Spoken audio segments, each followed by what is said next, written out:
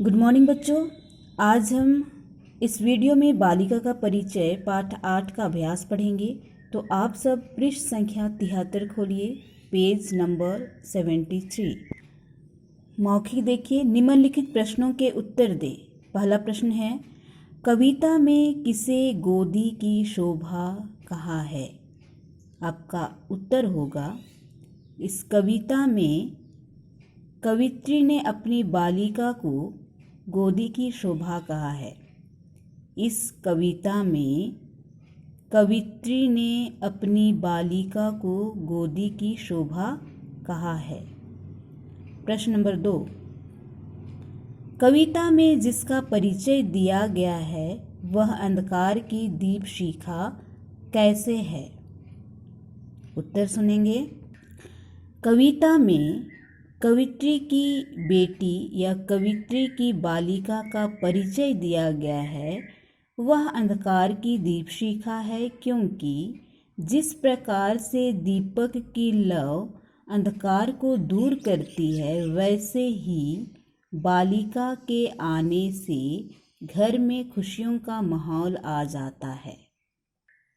प्रश्न नंबर 3, वह पतझड़ की हरियाली कैसे है?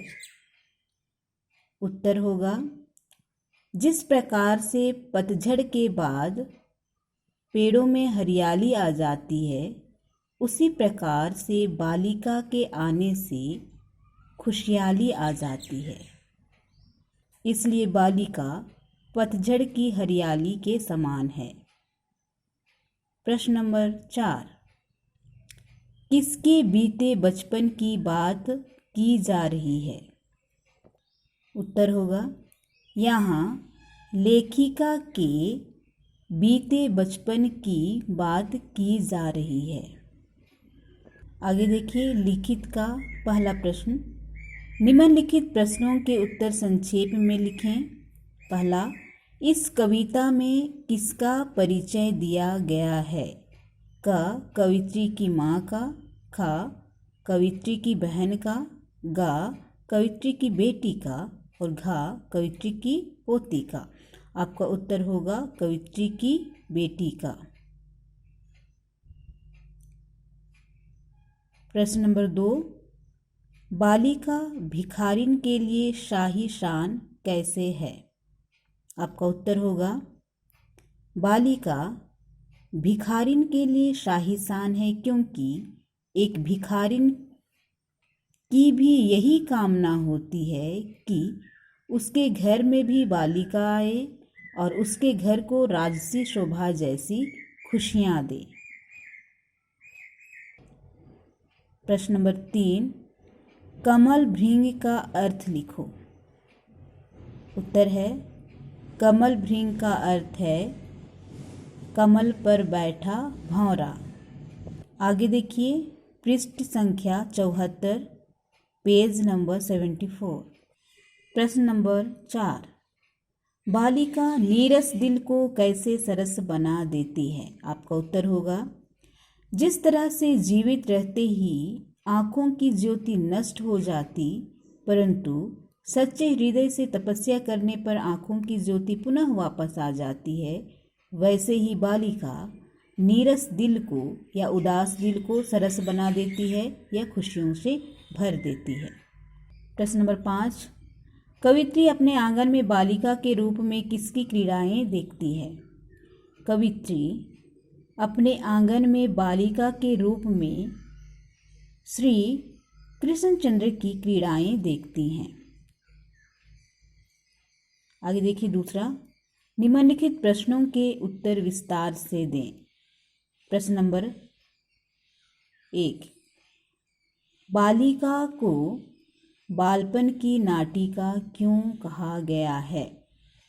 आपका उत्तर होगा, बालिका को बालपन की नाटिका कहा गया है क्योंकि बालिका का हंसना, किलकना, मचलना एवं क्रीड़ाएं देखने से ऐसा प्रतीत होता है मानो जैसे लेखिका बालिका के रूप में स्वयं को देख रही हों और वह एक नाटक के सदृश हों। और एक बार सुनिए, बालिका को बालपन की नाटिका क्यों कहा गया है? बालिका को बालपन की नाटिका कहा गया है क्योंकि बालिका का हंसना, किलकना, मचलना एवं क्रीड़ाएं देखने से ऐसा प्रतीत होता है मानो जैसे लेखिका बालिका के रूप में स्वयं को देख रही हों और वह एक नाटक के सदृश हों। प्रश्न नंबर 2, बालिका अपनी माँ के लिए घटघटवासी किस प्रकार है? आपका उत्तर होगा, बालिका अपनी माँ के लिए घटघटवासी है क्योंकि बालिका माँ के लिए सब कुछ है। मंदिर भी है, मस्जिद भी है, पूजा भी है और जप तप भी है। और बालिका में माँ संपूर्ण खुशियों का वास देखती है, इसलिए बालिका अपनी माँ के लिए घटघटवासी है। फिर से सुनिए, बालिका अपनी माँ के लिए घटघटवासी है क्योंकि बालिका माँ के लिए सब कुछ है। मंदिर भी है, मस्जिद भी है, पूजा भी है और जप तप भी है। और बालिका में माँ संपूर्ण खुशियों का वास देखती है। प्रश्न नंबर 3, आंगन में खेलती बालिका को देखकर कवित्री को किनका स्मरण हो आता है और क्यों? आपका उत्तर होगा, आंगन में खेलती बालिका को देखकर कवित्री को कौशल्य के मातृमोद का स्मरण हो आता है क्योंकि बालिका की क्रीड़ाओं के माध्यम से वह श्री कृष्ण का स्मरण करती है क्योंकि बचपन में भी श्री कृष्ण की लीलाएं भी बालिका से कुछ मिलती जुलती है। और एक बात सुनिए, आंगन में खेलती बालिका को देखकर कवित्री को कौशल्य के मातृमोद का स्मरण हो आता है क्योंकि बालिका की क्रीड़ाओं के माध्यम से वह श्री कृष्ण को स्मरण करती है क्योंकि बचपन में श्री कृष्ण की लीलाएं भी बालिका से कुछ मिलती जुलती है। आगे देखिए नंबर 3, दी गई कविता की पंक्तियों को पढ़ें और उसके नीचे लिखे प्रश्नों के सही उत्तर चुनकर लिखें। इससे आप स्वयं कीजिएगा, कविता आप पढ़े होंगे तो इसका उत्तर देना आसान है, बहुत ही आसान है। आगे देखिए पृष्ठ संख्या 75, पेज नंबर 75। व्याकरण से नीचे दिए गए शब्दों के विलोम शब्द लिखें। विलोम शब्द उल्टा शब्द, नीरस सरस, पास दूर, सच्चा झूठा, क्षमा दंड। और एक बार, नीरस सरस, पास दूर, सच्चा झूठा, क्षमा दंड। आगे देखिए पृष्ठ संख्या 76, 76।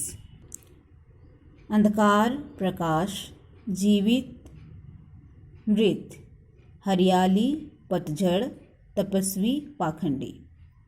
नंबर 2, निम्नलिखित कविता की पंक्तियों को गद्य में लिखें। यहाँ पद्य में दिया गया है, उसे हमें गद्य में लिखना है, ठीक है। प्रश्न नंबर 1, परिचय पूछ रहे हो मुझसे, इसे हमें गद्य में लिखना है तो हो जाएगा, मुझसे परिचय पूछ रहे हो। दूसरा, कैसे परिचय दूं इसका, गद्य में लिखेंगे, इसका परिचय कैसे दूं, वही जान सकता इसको, गद्य में लिखेंगे, इसको वही जान सकता है। नंबर 4, माता का दिल है जिसका, गद्य में लिखेंगे, जिसका दिल माता का है। तीसरा नंबर देखिए, कविता में से 5 तुकांत शब्दों के जोड़े छांटकर लिखें। तुकांत शब्द से आप सब परिचित हैं, उससे मिलता जुलता शब्द, लाली मतवाली, तपस्वी मनस्वी, जप तप, उजियाली हरियाली, वाटिका नाटिका, मचलना किलकना। फिर से देखें, तपस्वी, मनस्वी, जप तप, उजियाली हरियाली, वाटिका नाटिका, मचलना किलकना। आगे देखिए, दिए गए शब्दों के जो सही पर्यायवाची शब्द नहीं हैं उन पर घेरा लगाएं। यहाँ पर है कमल। यहाँ हमें जो कमल का पर्यायवाची शब्द नहीं है उस पर घेरा लगाना है, तो हो जाएगा वसन। वसन का अर्थ होता है कपड़ा। कमल का पर्यायवाची शब्द है जलज, सरोज,